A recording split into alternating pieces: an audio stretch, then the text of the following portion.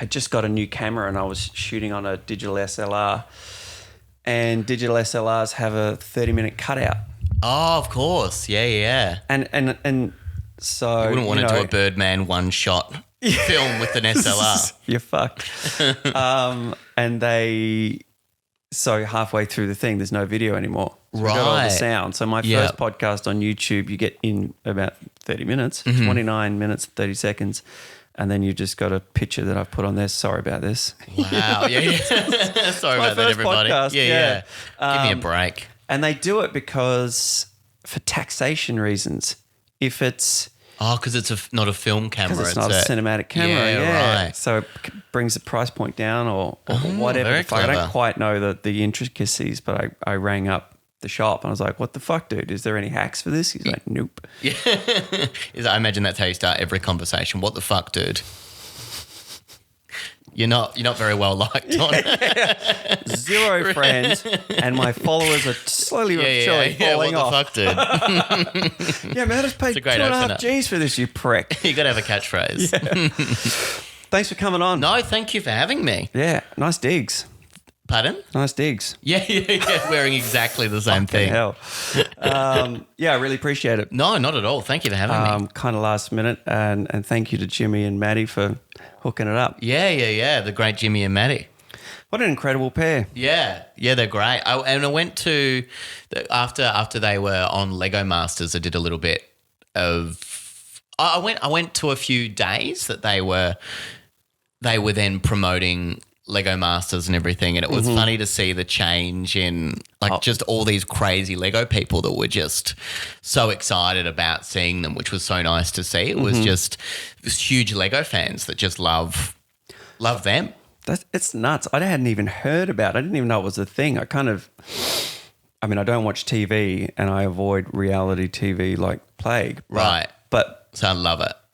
You do? Yeah, I'm obsessed with reality TV. Really? Yeah. It's my favourite. It's your favourite, 100%? 100%, yeah. Why? Bachelor, Real Housewives of Melbourne is my absolute favourite. Wow. Any reality show I love. But what is it that you love about it? I love how shit it is, and I love how funny it is. And when you're really busy as well, it's so nice to have an hour a night where you just watch reality TV. And it's the nicest way to switch off. Wow. Yeah, really big fan of it. That's interesting, yeah. Like for me, if I'm going to sit down and switch off, I'll watch something, funnily enough, that's like quite dramatic. Right, yeah. Because then I am sucked in and it's a whole other world. Yeah, sure. And everything's gone. Like I don't want to follow a story. Right. I'm like after a big day, I'm like, I don't want to follow a story. I just want someone yelling at someone turning over a table for no reason, or someone reacting to something that shouldn't be an issue, but for them it is. Yeah. Stuff like that. And the lines that they have that are like obviously pre-prepared. Scripted, yeah. Yeah, which are amazing. Like some of the lines people come up with are quite incredible. That's nuts. So have you ever tried to get onto a reality show, or have you been on a reality show? No, I would never do it. It's so embarrassing. I've got a few friends that have been on, Jimmy and Maddie and friends that have been on different shows, and I love that. In fact, I went for a drink with someone who was on a reality TV show, and we connected on Instagram, and then I just started messaging them lots of questions, and like, why don't we just go for a drink and you can just ask all the questions? And for 2 hours, I was just hooked on how do they film it? I'm just obsessed with it. Like, because you know how they have those interviews? It's always intrigued me. You know how they have the interviews that they film with people. If you don't watch reality TV, you're not going to know. I used to back in the day when I was a kid. Yeah, you know when you grew up and I didn't. You know when they have interviews with people reflecting on the moment, and you go, when do they film those? Yeah. At what point do they film those? What does the producer say? And so I'm obsessed with how they do it. And did you get an answer for that? Yeah, and there's lots of different great things that you don't even think about, but the producers are just so smart and know how to work people. Right. And it's a big psychology thing. When I finished high school, I got into psychology. And I've just always been interested in people. And so for me, it's watching watching those sorts of shows, wondering how people can be manipulated is quite an amazing thing to watch. That is amazing. Yeah. And so when you look at it more from that perspective, it's a fascinating thing. I think that is fascinating. And Erica was watching, what's that show about the producers of Unreal. Yeah.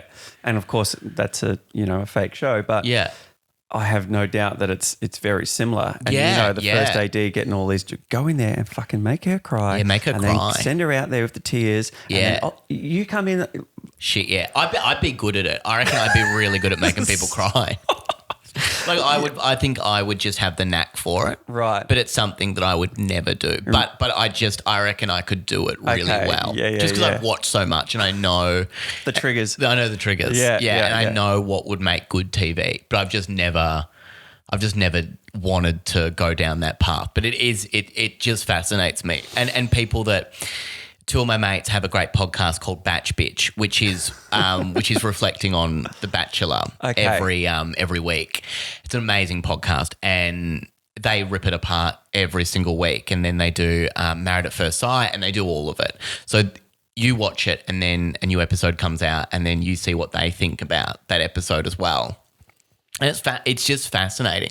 I know this isn't a reality TV based podcast, but no. But I have spoken a lot about it so far. No, but Real I think plugging it. It's fascinating because I'm so far on the other side, and I'm always intrigued by, like, even my dad will sit down and watch The Bachelor because his girlfriend watches it. Yeah, and he gets fucking hooked, and he rings me up. Hey, Josh, I'm like, mate, I don't care. Give a fuck about The Bachelor. He's like, yeah, but this thing happened and this happened. I'm like, God damn, that's the power of it. Yeah. And it is exciting for a lot of people as well, and I get that. I've never done MasterChef or any of those.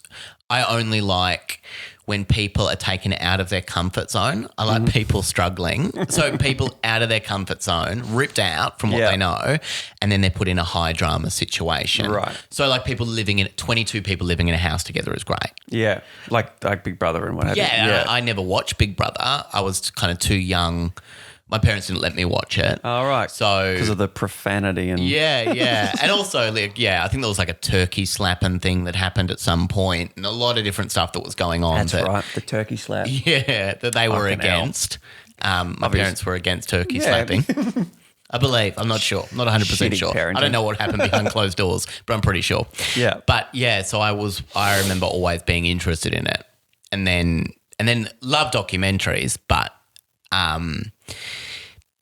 the reality TV stuff is, I think if you close yourself off to it because you think it's like trashy TV, I think you run the risk of not seeing a lot of the great stuff that there is. Right. And it's not like it's the greatest TV in the world, but it's just a different type of culture. Yeah. And it's a fascinating, because I'll try anything and I see if I like it or not. Yeah. But heavy dramas and everything are just not what I want to watch at the end of the day. Right. And I think I just have to be a little bit more focused because I also don't like missing things.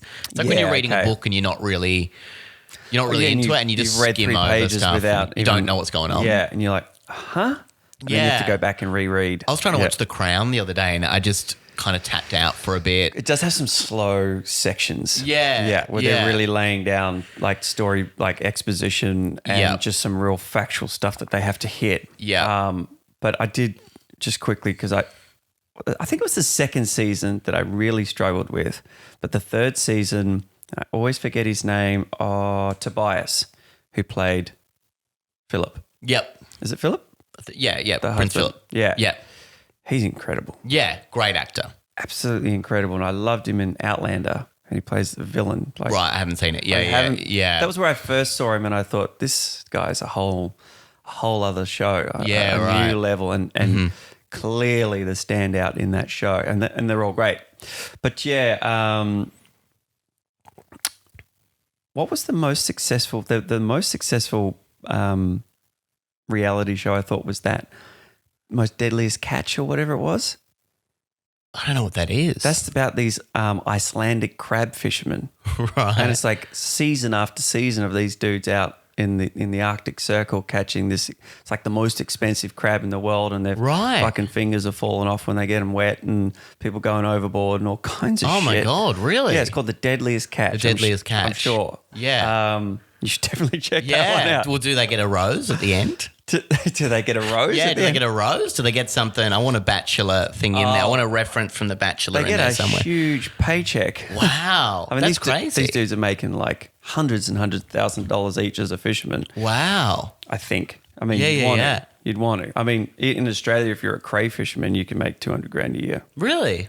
Especially back in the day. Yeah, right. Yeah. So I imagine out there when it's like, I can't even tell you what it is per crab, but it's a lot. Mm-hmm. So it's hectic. But moving on from reality TV and crayfishermen, I watched the Fyre Island documentary last night. Yes. Now, how much, I should have asked you off podcast, can you speak about your upcoming project?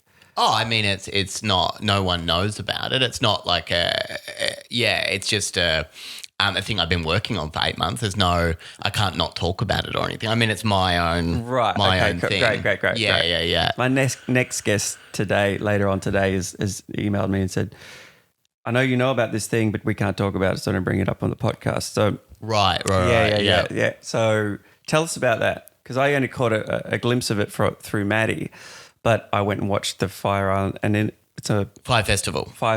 Yeah. So tell me about it. Yeah, it's a great documentary. If you haven't seen it, there's two. There's one called Fyre Fraud, I think it's called, and the other one is Fyre Festival. Oh, so there's two. There's two documentaries, right. Yeah, and they're really great. And it's about a music festival that was meant to be held on an island, and a lot of social media influencers got on board and sent out. That was crazy. Yeah, and they sent out an orange square.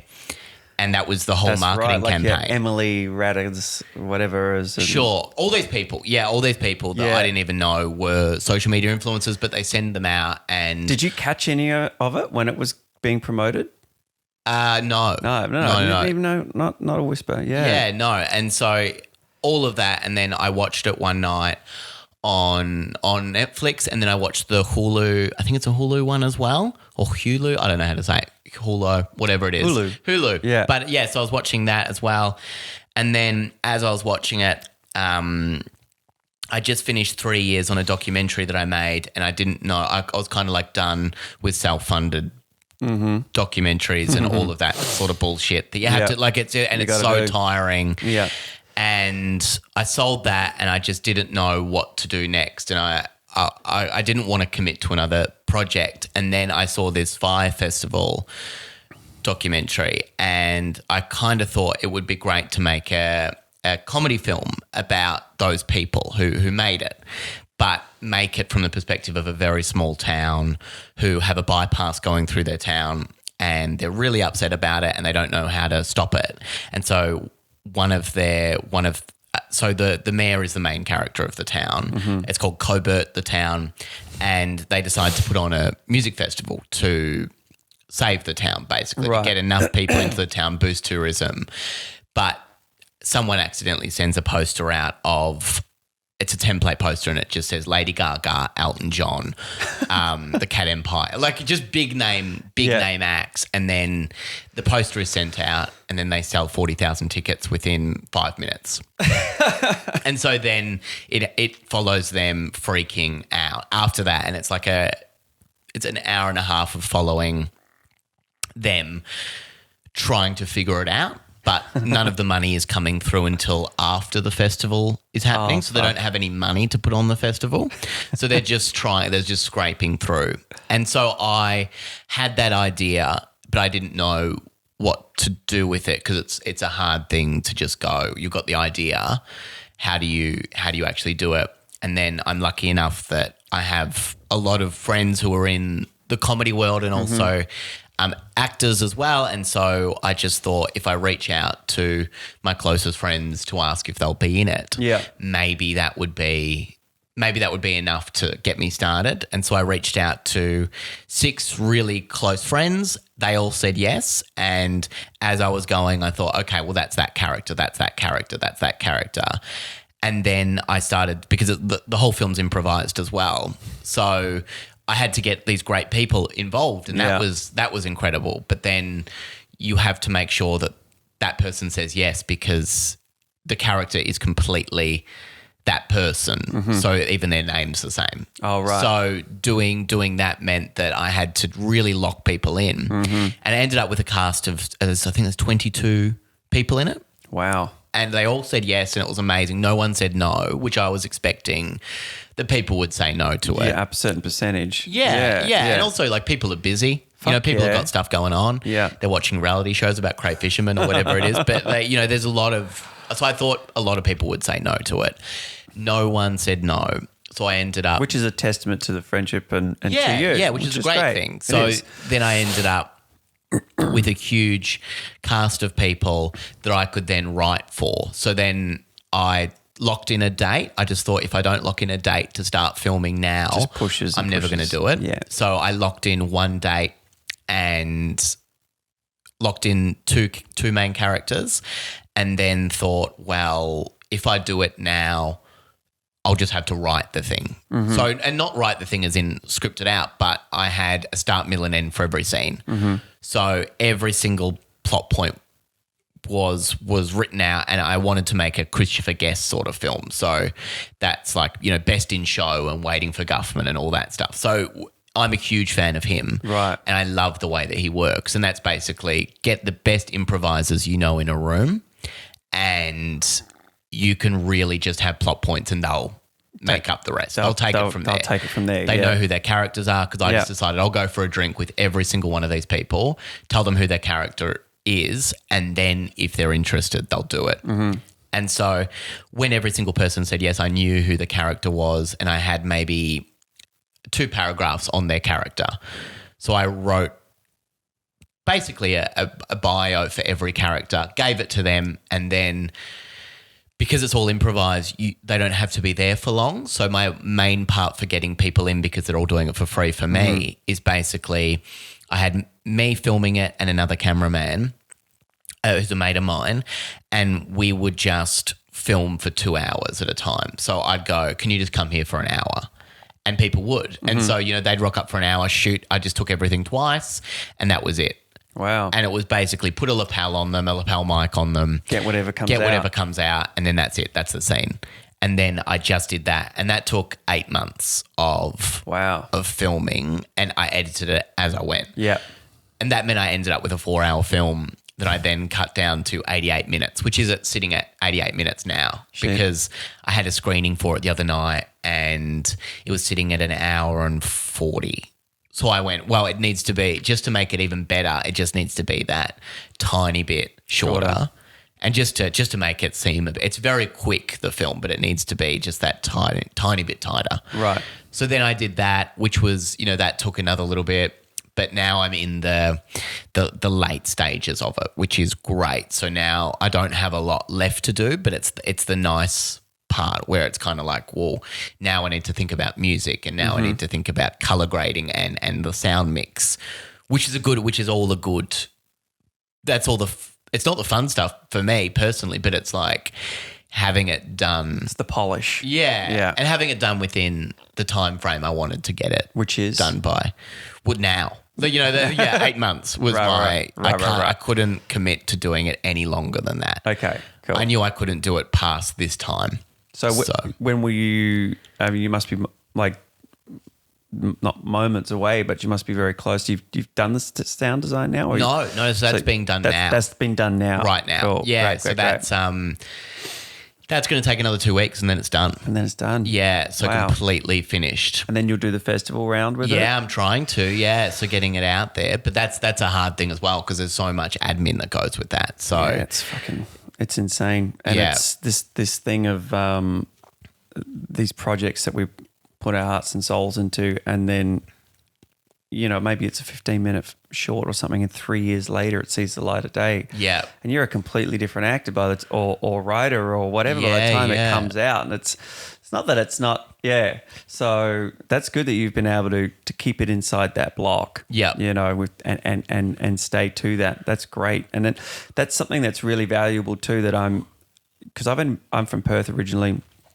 I've been here 3-4 years, and something that I'm really trying to like get to a stage where I have a little group of guys and girls who we can just get together and make shit. Yeah. You know, when you've got those absentee times where there's no auditions coming down the line or, Sure. you know, and it's just, you finish that thing and it's locked and you've had that little break and then you're like, well, what can I do? Sure. You know, because where I sit at the moment is I've got sort of 3 different projects that if I had a team, we could walk out the door and go and do them right now. Mm-hmm. You know, and it would be great to get to that point. So that's awesome that you do, because that can bring those projects to life so much quicker.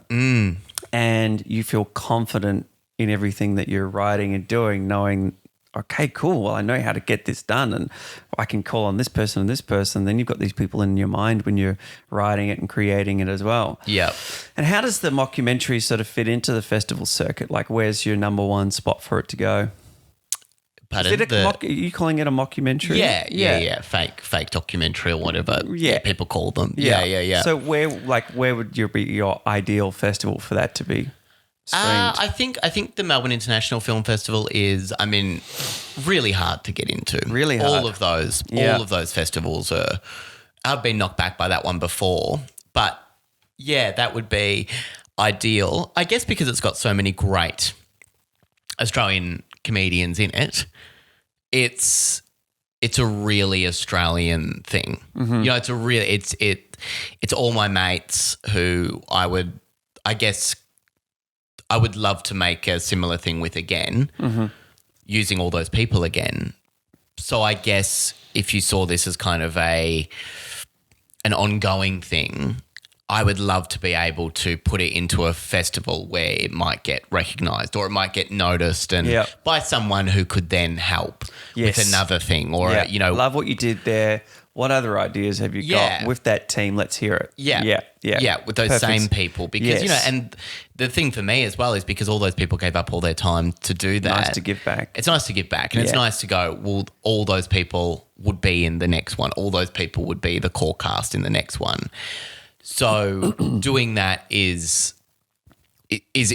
kind of like my end goal, but also the film festival circuit is really, I don't know a lot about film festivals. I'm not in that world. So I guess for me, now that I've got a few good credits behind me, now I can kind of try and, even though this is a very independent film, I mean, they say low budget, this was no budget. Like there was absolutely no budget for this. This was me paying invoices out of my own pocket and me booking things and paying for people's stuff out of my own pocket. So to do that, it was a very expensive thing to do. Mm-hmm.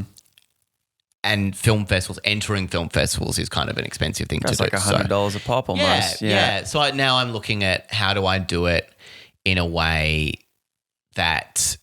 How can you be most effective and economical? Yeah. And so I'm looking at that now. That's a hard thing, but Maddie Tyres is helping me with that. So she's helped me throughout the experience with like helping get extras for scenes or helping get you know that sort of stuff where I was kind of going at a million miles an hour and I couldn't because I was directing it and filming like behind the camera, I didn't really have a lot of time to do all of that. So she helped me with just booking a few things here and there and now we're in that late stage. So she's like the co-producer for it. So now her and I are looking at how do we make it the most visible it can be. Yes. Yeah. And that's a hard thing to realize how to do that is a hard thing. It is really hard. And there's also that like, where do I put this? Like it's hard enough getting in and it's expensive, but also which is the right one for this so that you're not just sending it out to a bunch of festivals that couldn't give a shit about that brand or what have you. Yeah. Like even things like, you know, someone was saying, would Sundance be, and you go, Sundance is crazy out there. Like, you know, that isn't even in my world, but I don't know whether or not it's worth putting it in. Right. Like, you know, stuff like that where you're like, it is a crazy idea because there's like, you know, such a minute possibility that would get into something like that. Yeah. I made a short film 18 months ago and when I thought it was going to be edited within 6 months, I sat down and did a lot of research on where it should go. And I sort of came to the conclusion of like that I was going to pick 2 local, and 2 international, and one dream type festival. Sure. You know, and Sundance was the first one that I looked at as like, maybe it's just worth spending that $75 or whatever it was. It actually wasn't appropriate for the film, and I think Tribeca or something like that was probably more on the wish list. But that was my strategy for it. 2 majors at home, 2 internationals that might be just low-level indie, but then you get a sort of international laureate or whatever they call it. But even like I was in a film about the same time ago, and I played Ned Kelly in this film, and it was an independent feature. It's the only film in history to ever tell it from the perspective of the cops. Like the Victorian Police Department was behind it. This historian gave it a big plug. They raised like $37,000 on Possible. Not a single. Well, there was one festival that picked it up. It was only like it was the Lawn Film Festival, which is a small. Right. Yeah. Had been on a hiatus for a number of years, but like MIF, you would think like a big Victorian festival, that'd be right up their alley. Sure. Nothing. It all comes down to, I think it comes down to luck a lot of the time, and it comes down to, is it the right person looking at it? A lot, because I've certainly done stuff where I thought it was good at the time, and then you go, I wonder if the right person saw it. Yeah. You know, and then you don't know what the screening process is. You don't know what. It's a ton of variables that you have no inside knowledge on. No. Yeah. I was in a short film maybe a year before that or something, which was very part of the Me Too sort of movement. Actually, I think it came just before. And that was snapped up, official selection and what have you. I have a minor role and I'm the creep. But typecast. Yeah. Seems to be. I keep getting picked for the villain, which is crazy. I'm just about to do a short film starting on Monday. A lot of short films. My God. Yeah. I get whatever I can get my hands on, really, isn't it? But another sort of Me Too type film set in the 70s where I'm this asshole, somewhat creepish, but not all the way, director who's directing documentaries, some misty shot and now and there, and he's hitting on the talent and what have you. I was like, fucking hell. Yeah. I'm like the total opposite of these people. Yeah. And it's interesting. I always think that conversation is interesting about how you're seen and how you are. Yeah. And so which actors are just like they are on screen, off screen, and who are the complete opposite. Yeah, sure. And what have you. I always find that that's quite fascinating. Yeah. Well, that's awesome. So I hope that your venture into getting it into a festival it's not as painful as it can be, and you get that call that says, mate, loved what happened, and let's see that team do another. Yeah. Would you then, do you think, run it like another mockumentary, or do you think then maybe you might write a comedy with that team, like, you know, a fictional comedy? If someone said, what have you got? Yeah, I would make a comedy, but that's the film is a comedy. I mean, it is that, you know, so I would do the same. But off a real situation, or would you write like?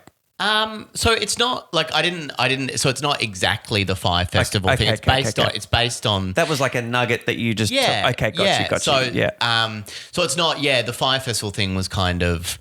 I guess it's kind of relevant right now, but it's not always going to be relevant. So there aren't references to Fyre Festival in it. Okay. So it's not. Because I kind of didn't want it to be one of those things where.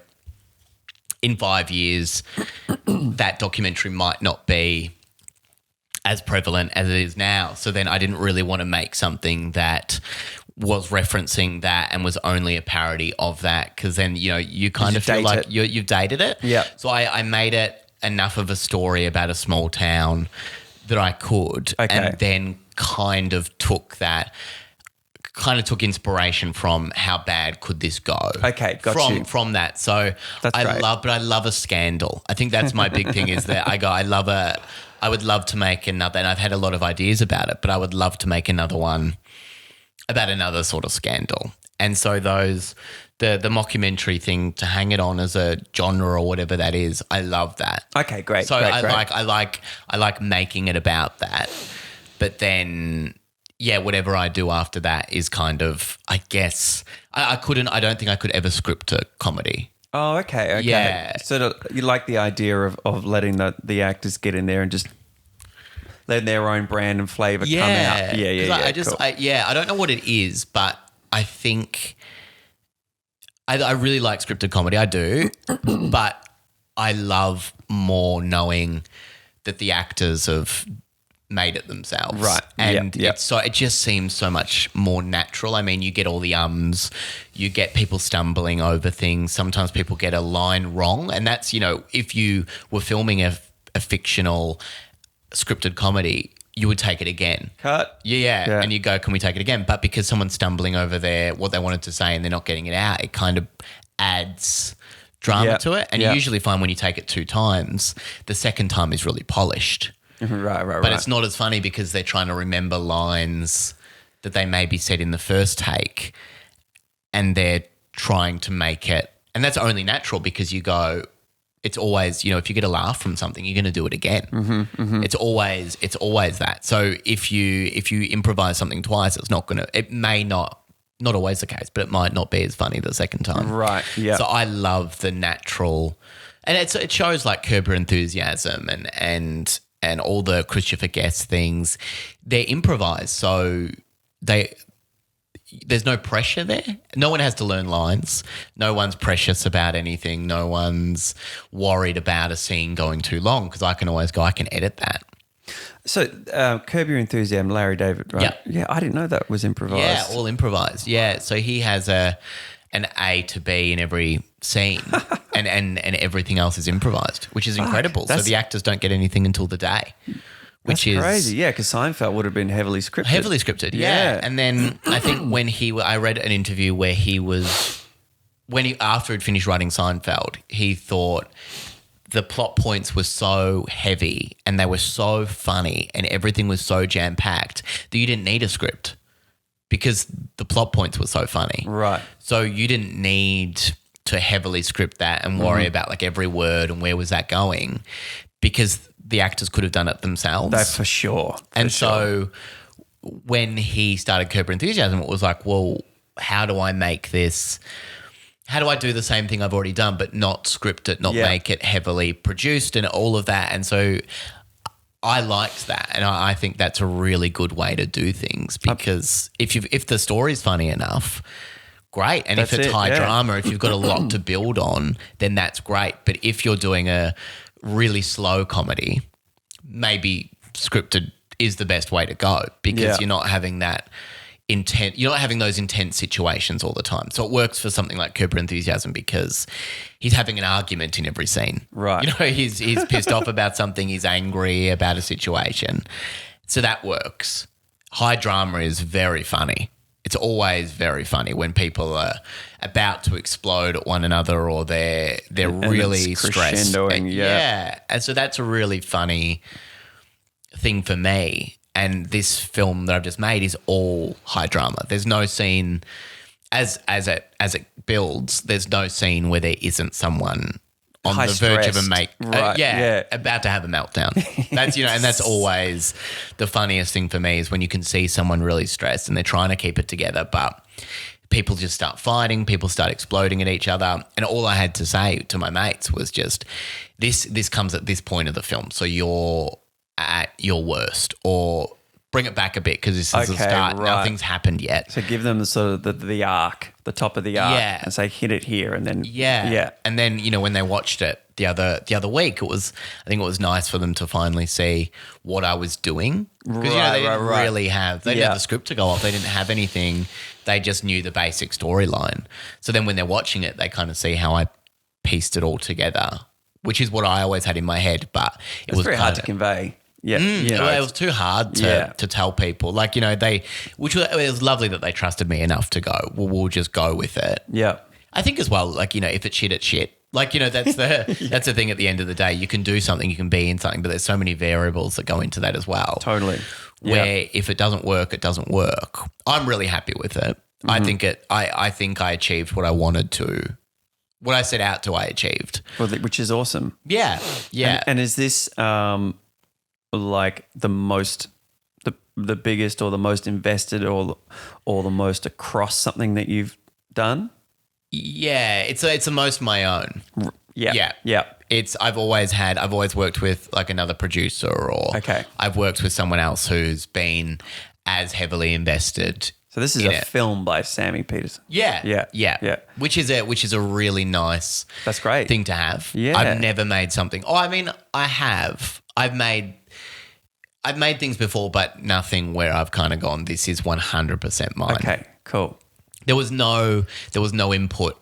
You're at the total creative forefront on this. Yeah. Yeah. Yeah. So there were obviously like friends who would watch it with me as I was going and would say, maybe put this here, maybe don't, and which you need a little bit. Yeah. But it was always, if you want to take this, take it. You don't have to. Yeah. So there was one person that told me I just needed to explain things a little bit more because I was being too subtle with a lot of things. And so then someone comes on and says, you just need that through line, and it just needs to be interviews, which is going back to the reality TV stuff, the interviews with people that happen after the event, where then you're sitting with that person and they're explaining what happened. Yeah. And they're explaining what they felt in that moment, and they're explaining. So all my reality TV stuff, I was like, great, I know how this looks and how this sounds, and I know exactly how the producer asks that question, and I know. So I knew what that was, and then I could sit down with the actors and say, what were you feeling at that moment? Mm-hmm. And I could either play them a little bit of the scene, or I could just go, this is that scene, remember when we shot this, and the blah, blah, blah, and then go, so how'd you feel at this moment? Okay. Yeah. And that was nice, but it is the first thing I've ever done where it's like 100%. It's 100% mine, which is really nice. And then your audience will get a real sense of your flavor. Yeah. Yeah. Yeah. You're across it. Yeah. Yeah. And it's only, I mean, it wouldn't be good if I didn't have the mates I have in it. Like, I mean, if you were doing it with a bunch of strangers who Yeah. And also like the people that I got to be in it are the funniest people I know. Right. So I knew that, because the characters were written for them, I knew all their funniest where they're going to go with it, and you're almost waiting for that thing that you want, and then when they get it, you're like, yes. Yeah. In every scene you kind of know how they're going to react to something, which is great. And you can say, be a bit more aggressive with it. Yeah. Or, take it back a step. Maybe you need to take a bit more time with telling someone that they need to dress up as Lady Gaga for the festival, or maybe you need to take a bit more time, a little bit longer. That's the art of it, isn't it? Is finding those beats and those little the little nuances that across a finished project can either lose you or compel you and keep you going along. Like what you were saying before about through lines and that balance of being too cryptic or too vague or pandering too much, and how do I, especially I had that same problem, and I haven't seen a finished product yet, so I don't know whether we were successful or not, but in a 15-minute short film, how does it not be all exposition? So many short films are either they're just, okay, I know what this is about, you've just told me everything. And then the flip side is I have no fucking idea what just happened. Yeah. There's just an abstract series of images. Yeah, sure. How do I find that fucking balance in the middle? And I think that's probably the biggest art of a short film. Well, it's the only way you can really, I guess you just need to show people that have no involvement. That's a big thing to go, if someone wasn't involved in the project and they have no idea what was going on. I go, I know what happened in that. Yeah. That's tough. Yeah. It's really, really tough. But you can't tell otherwise. It's just if you're only showing people that are involved in it, know the script, know what you were doing, then there's no point. They're always going to know. Yeah. I wanted to talk to you about your podcast, Confessions of an Idiot. Of the idiots. Of the idiots. Yep. How do you get the content? So it's me every week. I find the worst confessions I can find online, and then so they're all online confessions, and I troll like through. Place? Yeah, there's Reddit. There's a place called Simply Confess. There's a lot of different websites that are based on anonymous confessions. And so the idea came from stumbling upon these confessions? Yeah, a few of my friends would send me confessions based on, so they'd see a few different websites and we became obsessed with the most fucked confessions that we could find. And it was, it was always someone shitting themselves, someone having sex with someone they shouldn't. That's the number one. Or someone was a ghost, and there was always the same three things that we found, and they were just awful. And we started to go down quite a dark, because there's so many awful confessions out there that aren't funny. That are really dark and awful, and it's a lot of incestual stuff. It's a lot of stuff that you can't make fun of. Yeah. Because you're going to get shut down, and no one's going to like you anymore. And you're also inviting, like I have 2 guests on every week, and so when I invite those guests on, they trust me enough to know that I'm not going to bring anything into the room nah, dude. That they could easily shut down and go, we're not going to talk about this. Because they don't know what you're going to talk about, right? No. Yeah. So I basically every week I'll go on and I'll have Google alerts on my phone. I'm across it because there's over 100 episodes. So that's over 400 confessions. Easy. So then I have to basically 4 confessions per episode. Okay. So then I go through and I find the worst ones I can find for that week, make sure they're funny, and then I forget about them, just have them on my phone, and then I meet up with 2 people every week and I just read them out to them and see what they say. So it's basically an advice podcast, but it's not really, because it's just you can't really give advice because these people haven't written in. No, exactly. And they don't know that this podcast exists probably. Yeah. God, they And so I just find the weirdest people I can. And it's always very strange people, because you don't know if the confessions are true, and you also don't know if the people who are writing them, you don't know who they are, what they're thinking, why they write that way. Like a lot of them are just really badly worded, and I stumble over it a bit because I read them and I'm going, I don't know how to read that. I don't know and because I want to forget about the confessions before I read them. Yeah. I try not to come in with an idea. Pre-planned. Yeah. So, the one I listened to was, like I was saying to you, the John Bon Bowie.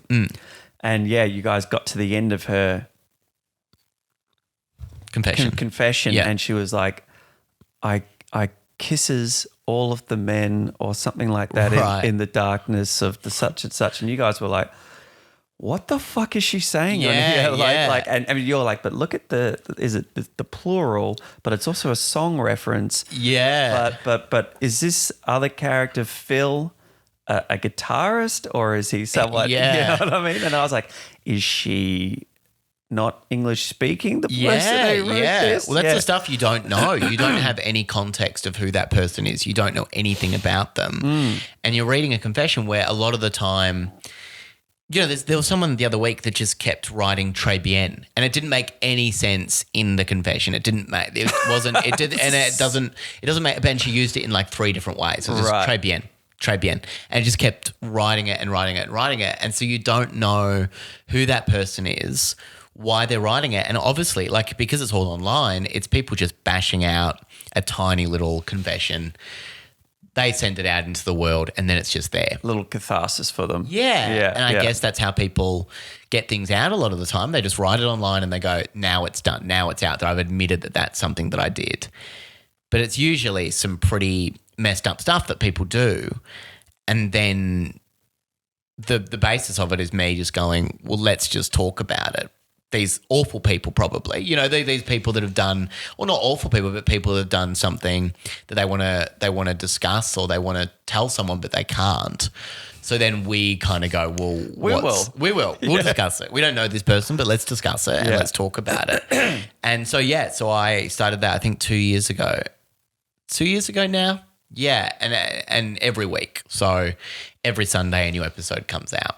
And so I'm about 4 episodes ahead at the moment. So, so just making sure that I'm across it but then people, you know, because an episode will come out, I recorded it a month or two ago, and then people will write something to me and say, I love this bit, and I have no idea what they're talking about. Like, because there's so much. Yeah, there's just so much. I was like, oh, John Bon Bowie, and you're like, huh? And that episode might have been a year ago. Oh, like, I don't even know. I think it was one of your first. Yeah, right. Yeah. So you just don't know. Yeah. Like, all that stuff, you kind of forget about it. But it's nice when new people come on board and listen to it every week and they start from the start, which is 114 episodes or whatever ago. Wow. You know, they start from the start and they come back to it and then they send you things or references to things. But obviously, like, you know, for Confessions, a podcast, they go for about an hour. I have no idea what I've said. Yeah. You know, like, and you just don't. You just can't. Yeah, especially when it's on the fly, improv, what have you. Like, it's just spat out. Yeah, yeah, and it's a very quick podcast as well. So you just have to really get it out, and then you stop recording, and then it's into the world. And do you ever sort of, like, obviously you've done a lot and you forget a lot of them, but do you accumulate some of them and to orchestrate into something else? Like, is there material building from the podcast? No. Yeah, no. It's just basically me meeting up with 2 friends every week. Right. So I meet up, and I've only ever really had friends on it, which is it's a very nice thing to go, I have a connection with this person already. Yeah, you know? and there's just a really sweet mix of unpredictability and predictability in that you know these people and you know that they're going to deliver and there's not going to be this dead zone where it's that comedian that doesn't have that brand or isn't locked into it and they're like, oh, I don't get this. Yeah. There's probably about 10 people that I wasn't friends with before the podcast. Okay, right. And that's it. And then, you know, you either become friends from it or, you know, they'll come back. I've only had 1 or 2 people that haven't come back, and it's only a scheduling thing. Like, that's I just haven't been able to make it work again. No, well, I mean, it sounds like sounded like a lot of fun as well. Yeah. I love listening to predominantly, like, the one that most talks about comedy that I listen to is Joe Rogan's podcast, obviously being a stand-up comic, and he has lots of comedians in. And I'm listening to the process or the journey of a stand-up comic and what have you is, I mean, that above all else, for me is like fear-inducing to go and do 15 minutes of comedy, because I've never done comedy. I don't think I've even really acted in anything that's comedic. Yeah. So I'm really fascinated about the technique, or, you know, the timing and playing into the truth and all that kind of stuff. But being a comic is a little different than being a comedic actor, where someone else is doing the writing for you, and you're just applying the given circumstances, and in the editing room they give you the pace and all that kind of stuff. Sure. But to be out on stage and to have that ready to go and that commitment to bombing and hecklers and all that shit. I mean, you've been on stage, right? You've done some stand-up comedy. I did stand-up for about 6 years, yeah. Fuck. Yeah. Is that sort of the pinnacle of, like, the most intense? Or it's all good, you don't give a shit? I don't really care about it anymore. Right. I did it for 6 years, maybe 7. Yeah, I did it for a long time. What was your first like? First was great. Okay, wow. Yeah, first was great. Yeah, and then the second was awful. So, but then you think, well, the first one was so good, I can do it again. Yeah, but it takes a long time for you to be good at it. Yeah, and then you start to do shows, and then but you're doing it 4 nights a week. I mean, it's a lot. You have to, right? Like you have to. Yeah, it's like exercise. Yeah, it's like if you're not working that muscle, it's not. And I noticed when I stopped doing it for about 2 months, I had never been more nervous in my life. Wow. Getting back up on stage, because you become very rusty. Yeah. And probably not to the crowd. You're probably not as rusty as you think you are, But you're self-aware and yeah, and you feel very rusty. And some people are very natural at it and very good at it.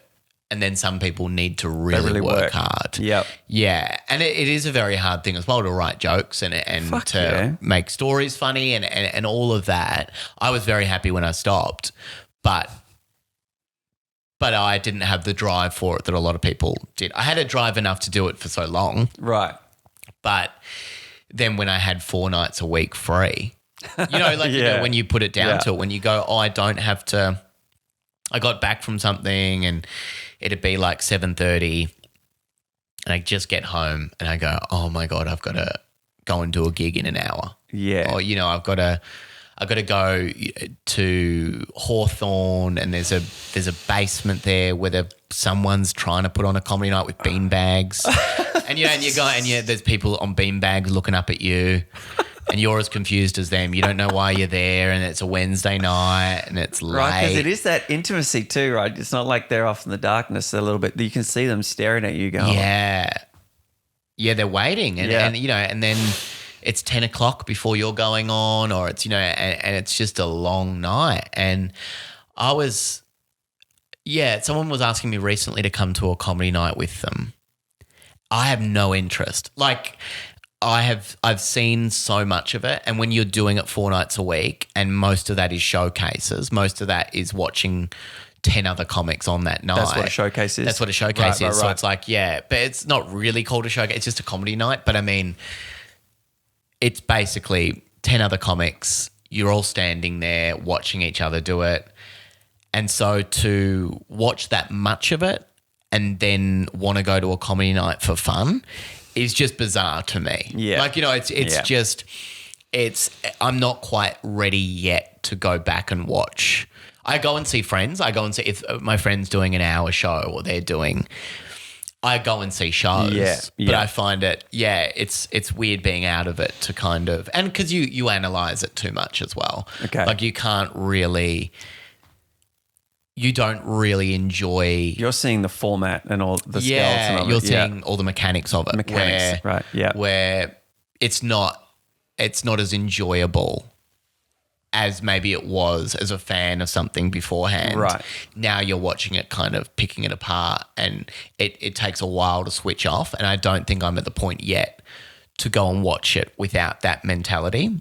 And as soon as I lose that mentality, I think I'll be a lot better audience member. Right. Have you, do you find that you do that now? Like, so I was listening to, I cannot tell you her name. I want to say it's Monica, but she was the girlfriend in Deadpool. Right. You've seen Deadpool? No. Oh, okay. Yeah. Anyways, she's pretty damn successful now. And she was saying she doesn't watch a lot of TV anymore or films because she can only see the mechanics of it. Yeah. And I thought that was really fascinating because for me, it's the opposite. Like, right. I mean, I'm still now as someone who's finally after, you know, I didn't start acting till I was about 33. Yeah. So not knowing them before and then now knowing them to a degree. Yeah. Going back and watching all of my favorite films again with that little bit of understanding makes them even more precious to me. Mm-hmm. And I'm not disconnected. You know, I like seeing it and going, wow, I totally know what he just did just then. And how hard it is, you know, and I love that. But I was thinking of an analogy before when you were talking about seeing the mechanics and what have you and not wanting to see a showcase. Like my sister's a chef or was a chef and she would be terrible to go to the restaurant with and would never cook for herself. Yeah. You know Yeah. I've had enough. I've been doing it for 14 hours today. Yeah. It's takeout all the way. Yeah. And that is the thing because there's so much experience for me and so many memories that go with that I get really anxious for the comedians.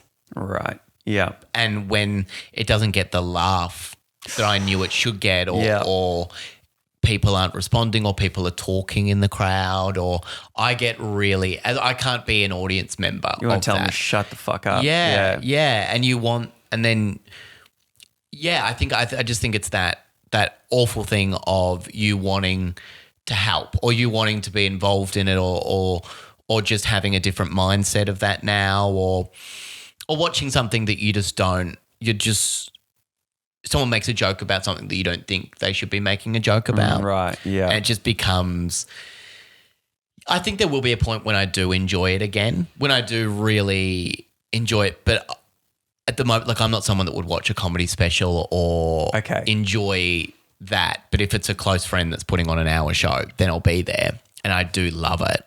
I still do love watching someone like Judith Lucy or Will Anderson, or if my friend Oliver puts on a show, like he just did last Comedy Festival and he was amazing. And there's so many people, friends of mine, that do shows that are incredible. And when you see them in an hour show, that's really enjoyable. You can kind of take your mind out of it and not worry about it because you know they've got it. But when people are working stuff out, or someone's a bit drunk, or, you know, and you're in a weird bar and, you know, wherever. They're a bit more vulnerable up there. Yeah. And it's not, because when you're watching like a stand-up night and there's like 10 comics on or whatever it is, the audience take a while to get used to every comedian that's on. They take a little bit to go, oh, you're that sort of person. I understand you. And it there's takes an adjustment. Yeah. And I don't think, because a set is only generally 7 minutes, it's not enough time. So why is it then, if it's not enough time, but it seems to be this strong format for these things? Why is that? Has it just always been that way? I think it's just always been that way. 7 minutes is enough time.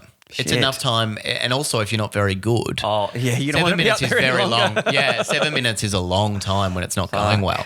Yeah. And 7 minutes for an audience member to watch someone who's bombing is very long. 7 minutes is a very long time. Yeah. And if you get most people to write a comedy set, 7 minutes is a very long time. Yeah. It can be.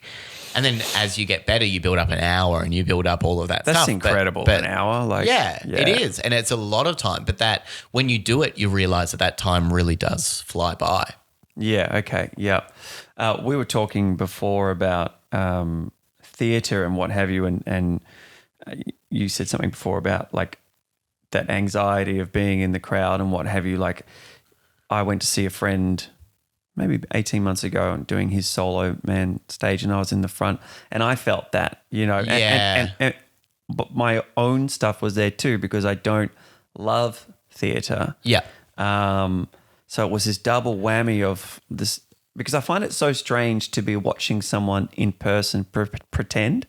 Yeah, sure. That's what I worked out recently, is the thing that just doesn't sit right with me when I'm like, but none of this stuff is here. You're in a fucking dark room on a stage and pretending. And I can't, you know, and then you'll have people say, well, you haven't seen a great enough play. And maybe, but with cinema, I have that intimacy. Yeah, you know? Sure. But I remember sitting there going, like, getting all of my shit. And then I'm like, oh, but what's his nerves like? And oh my God, I feel so nervous for him. And there's only like 5 people here and it should be 50. And yeah. It's like, nah, I'm good. Yeah. Well, it is. It's a lot. Like, you have to really have a lot of imagination to see a play like that. Yeah. Like, you know, for someone to be by themselves. Like, I don't know. I haven't seen many one-person plays. Like, I haven't really seen a lot. But I always know stand-ups are it's the most vulnerable you can be. So, you know, you've got no one to lean on. You've got no one to lean on. Yeah. The great thing about a play a lot of the time is someone else wrote it. Yeah. You know, so you don't have to have that anxiety about it. I mean, you still might get stage nerves and everything, but anxiety about that. But someone else wrote it. You don't really need to worry about all of that. You just can do your lines and bring the best performance to it that you can. Yeah. But theatre has never really, for me either, I haven't really gotten into it in the way I would like to. Yeah. I would love to watch something and really love it and go have the time to go and see theatre, but it's just not on my radar. It's not really my world, and it's probably not your world either. It's not really. Like, I have no aspirations to be on stage, but I also, part of that is, you know, coming to it late and having to learn a whole new skill. Yeah. I'm just going to focus on the thing that I love most, as opposed to trying to spread it thin. Yeah, sure. You know, do a little bit of a play here and a short film here, or fuck that. Yeah. Just focus on the thing that I like most. Yeah. But yeah, well, I was going to say something just then. Do you hate that? Yeah. Oh fuck! There's nothing waiting for me at the end of this. At the end of this tale. Well, I think that's probably a good place to stop. Yeah. Well, thank you so much for having me on, mate. Thank you. I really appreciate it, and I can't wait to see the film. Yeah. Whenever it does come out, whatever festival. Yeah, you're going to have to wait for it to come out at a thing first, or will you have a private polished screening? No, not at the moment. That's not something I'm going to do. But I mean, who knows? Like at some point that might be a thing, you know, especially if it doesn't go to the places that I think it's going to go to, or doesn't end up exactly where I think it's going to end up. It's still a nice thing to have, you know, with friends to go, this was something we made. For sure. Yeah. Yeah. And if nothing else, it's a proof of concept. Yeah. And a proof of the team. Yeah. Yeah. Definitely. 100%, which is worth its weight in gold. Yeah, of course. For sure. Yeah. Thank you, mate. No, thank you. Cheers.